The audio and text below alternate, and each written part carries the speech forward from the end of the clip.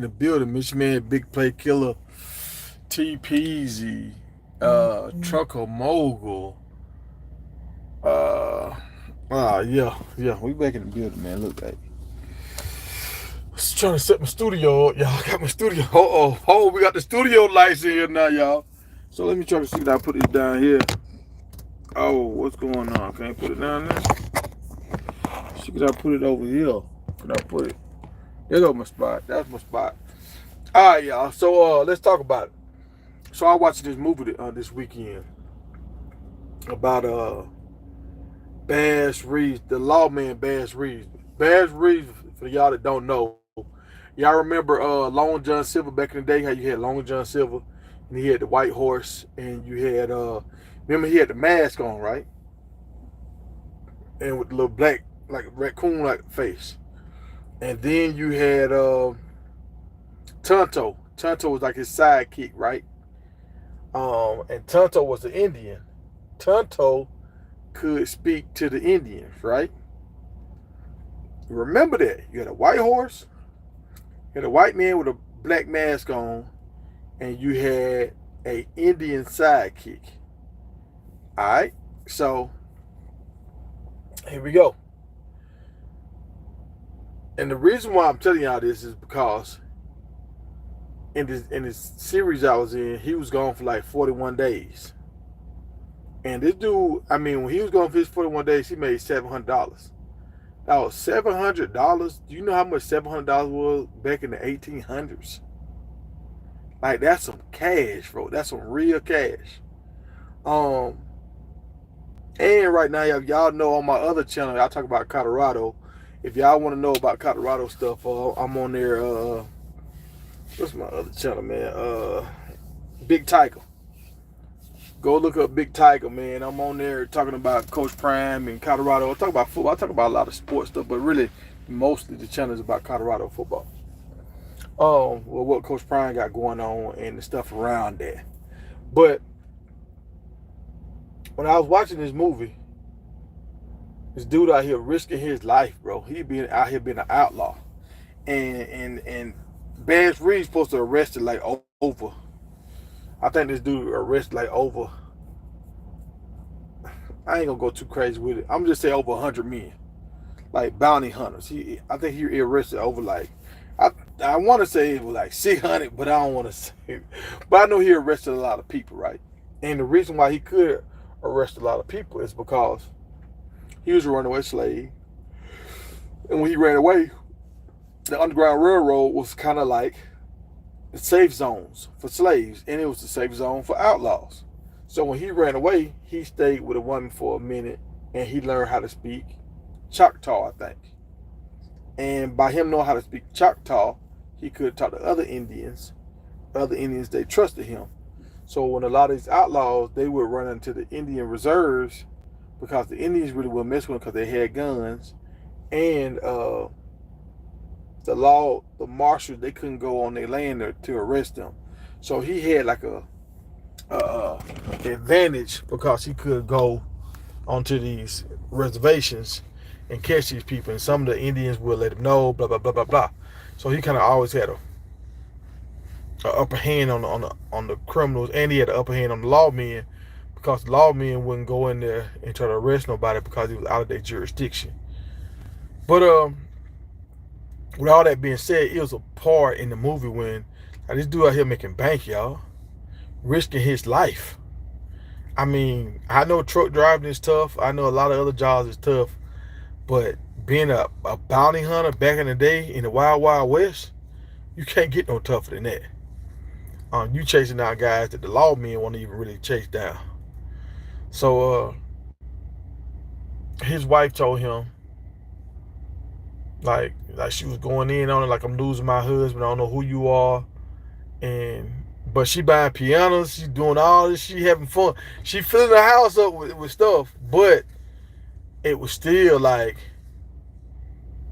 I want your time more than I want your money, but you still spending the money. The reason why I'm saying that, because you got to keep all this in mind, and as a man or as a woman, because you got women out here nowadays in these relationships where they paying the majority of the bill. Don't let nobody rock you. If you know you're doing what you're supposed to do, if this person being an asshole and they can't understand what you're doing is for the betterment of everybody, don't even argue with them. Just say, look here, man. I hear what you're saying, and from what I'm getting from you, I can't make you happy. Hopefully you can find somebody that can make you happy. Because I've tried to do the best I could with what I know how. Now, if you were trying to come up with a plan to help us keep the same kind of lifestyle we got going, and I can be home more, I'm willing to listen to that.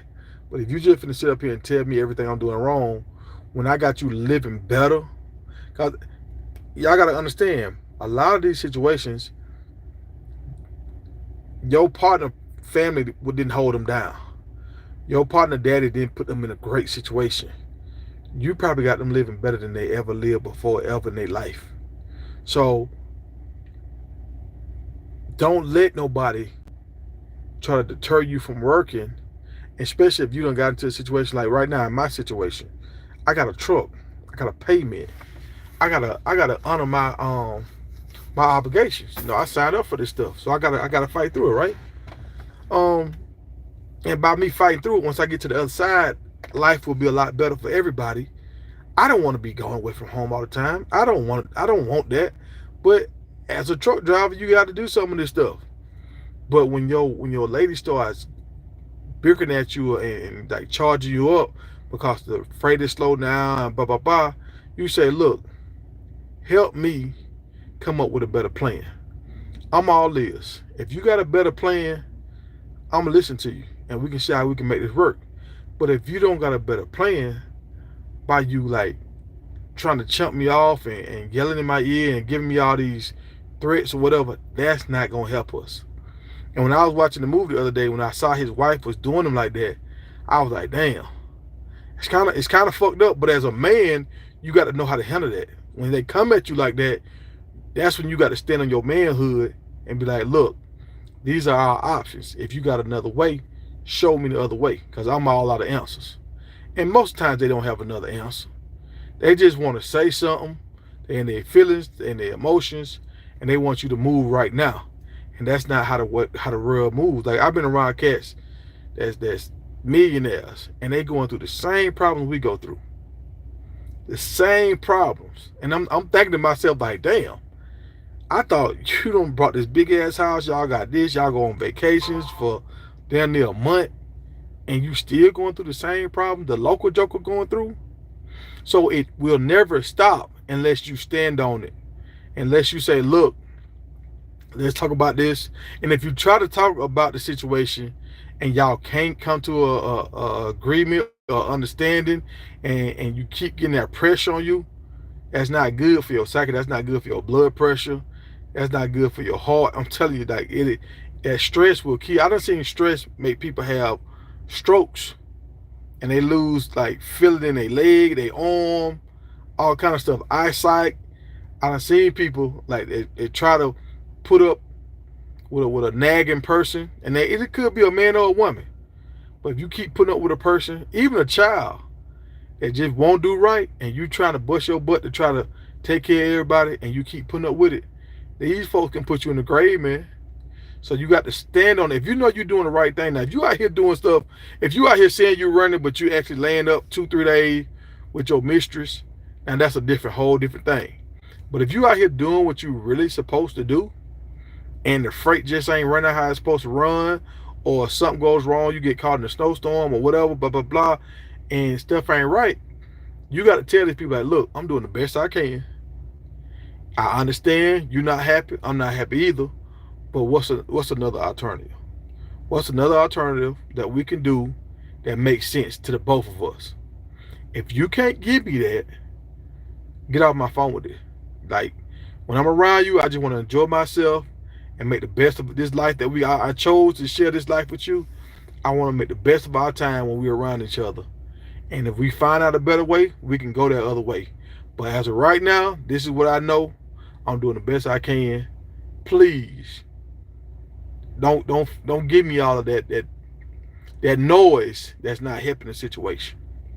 So I wanted to give y'all that information. When I saw that on the movie the other day, I seen how the wife was going at him, and I'm just like, okay, she got a piano that she ain't never had, and now she going at him for being gone for too many days. When he came home, she had a man in the house that was trying to run game on her. She didn't even realize the man was trying to run game on her. But he and the movie I'm talking about, y'all, is the lawman, Bass Reeves. If y'all remember that series, or I don't know if it's a cartoon or a series we was watching when we was younger, about Long John Silver. That was Long John Silver was really based off this dude named Bass Reeves. He was an outlaw. Well, not an outlaw. He was a bounty hunter, like a sheriff, and he was like the first African American sheriff or whatever, and bounty man. And he knew how to speak English and Indian, so he could travel through different lands and chase these guys down. But he had a white horse, all this kind of stuff. That's why Long John Silver had the white horse. And so I've been watching this weekend. I just watching all the shows because I've been waiting on this to come out for the last 2-3 years. They done came out with some little stupid shows that was kind of like it, but they wasn't the same kind of quality. So now the real one finally came out. So I was binge watching that this weekend. But when he was gone on the road, he was like, "Look, I've been gone for 41 days," and they gave him another assignment. And he was like, "Man, I promised my kids I was gonna take them to the fair. We were gonna do this, we were gonna do that." And he was like, "Man," but they offer him some money that he know as a black man at that time you can't refuse. This kind of it's like for us now getting offered like $20,000 to run a load for another week, and you like, man, 20,000, I got to go get this money. But when he was getting the money, his wife was still mad at him. So, and I'm telling y'all this because the economy is really bad right now. So if the economy is really bad, it's not just me. It's not just you. It's a lot of people that's losing their jobs and everything right now. So don't let nobody stress you out more than you already stressed, because you out here doing the best you can. It's a lot of dudes out here.